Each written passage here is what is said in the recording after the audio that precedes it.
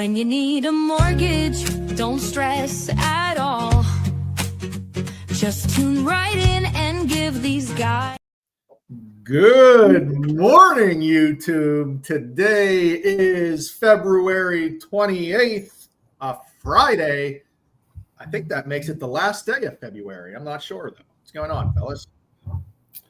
Happy Friday. Oh, last day of the month. We finally made it. We're sixth of the way through the year already. Wow. 2025 is flying. Not really. A lot going down, but we're flying through time. It is crazy. Hopefully we're making our way out of this winter.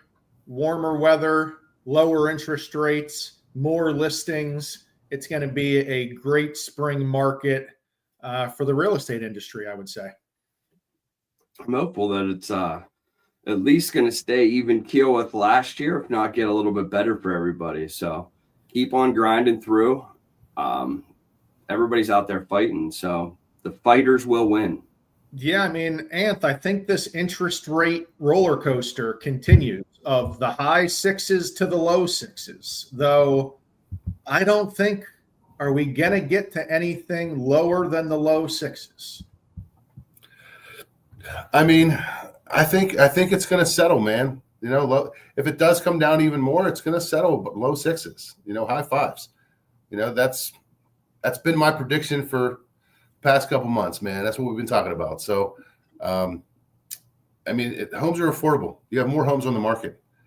Like, if somebody's waiting, it's very unfortunate because lower rate. I will say the good news is we're down about 0.5% since Inauguration Day.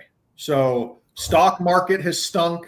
Interest rates have come down a little bit, but we're still in that 6% range for most buyers. That's where we've been for a couple years. That's what we've been saying here. That's where we expect to be. But again, any eighth helps. So if it's low sixes rather than high sixes, that's good for everyone.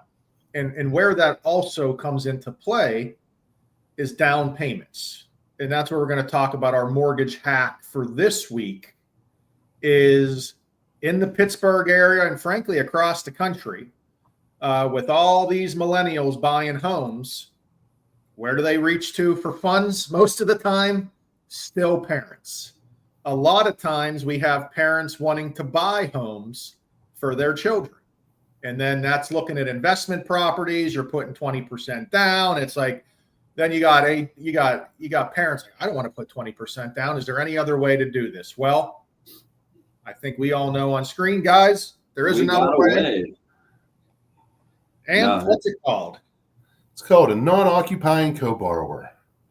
That's when parents can co-sign, but they're not required to occupy the property with you. Now, Tom, everyone tries to treat this like a car. Okay. Hey, I'm just going to co-sign and not be on anything. Does that work? No, you're going to have to, if you co-sign on that loan, you're going to have to go on everything. You're a part owner of that home, and there are certain other, stipulations that you must follow within that. So you are on that loan and you're on it fully. Yeah. So instead of having to do it as an investment property in just the parent's name, this is us adding the child on as the primary borrower, right? We know they're not going to have enough income to qualify, but they have a good enough credit score. Then we're going to add the parent or parents on as non-occupying co-borrower. So they are going to be on the mortgage application, but we are going to list them that they never have any intention to live in the home.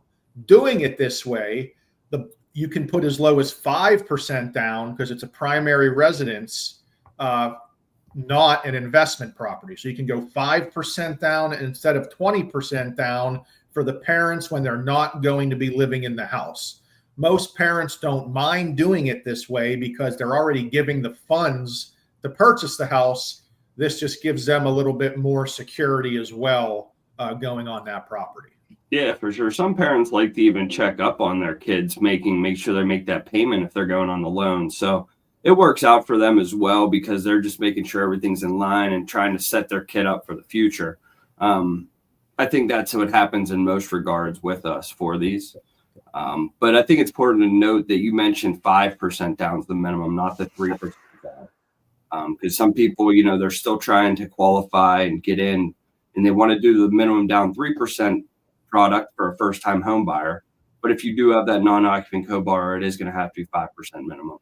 And Tom makes a great point. Imagine the benefits a parent is going to give to their child, having them on a mortgage payment this early into their credit history, rather than just buying that investment property and not helping their child out at all with their credit history and their credit score. So it can be a huge benefit down the road for the child. And again, it's saving parents that larger down payment. And we see this a lot of times, frankly, kids go in the Pitt or Duquesne or stay in downtown at CMU, where we see a lot of parents wanting to buy in Oakland, where all we need is your child to have a good enough credit score, and then we use your income to qualify as the parent, and it works out really good a lot of the times.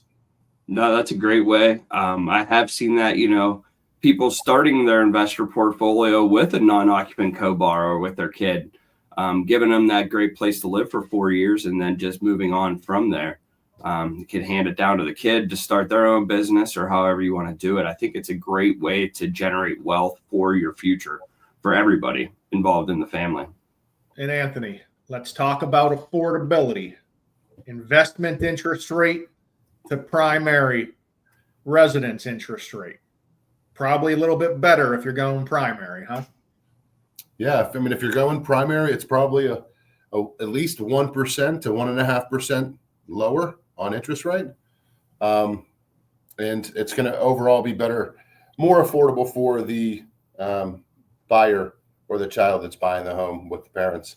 Yep. Investment rates are higher. Sometimes you have to pay points, so it's going to be more expensive. So this is the most affordable way for a parent to get a child into a home where you don't have to buy it as an investment property. You can if you want. You can, right? Hey, I don't want my kid on it. I just want to buy it. Sure, you can go 20% down, higher interest rates, but why would you go that route if you can qualify for this route and build some credit wealth for your child? I think it's good security too for the parents going on there with their child, instead of maybe they have a girlfriend too or boyfriend just out of school, and the parents don't necessarily want them to buy a house, but they need both incomes to qualify. You could still buy that with your parent and let the significant other to live in there to help you pay for it. They might not be on the loan, but that does give you some security that even if you might not remain together, divorces are at all-time high. The house would just still be in your name and you could get it figured out.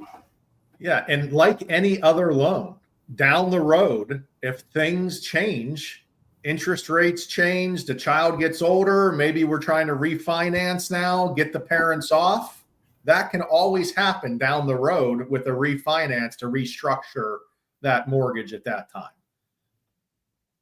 Yeah, solid. This is a solid way to do it.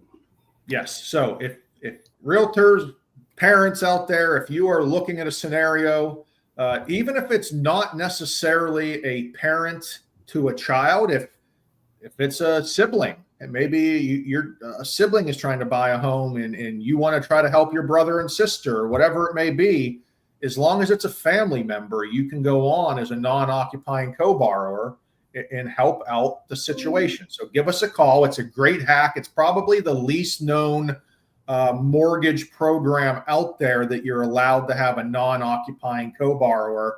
But we do a lot of them in the Pittsburgh area, but we want to do more.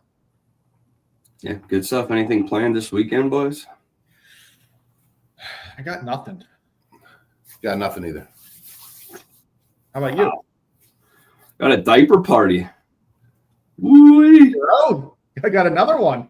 No more on the way. Got a combined one for my two buddies from high school. So okay, should be a good one.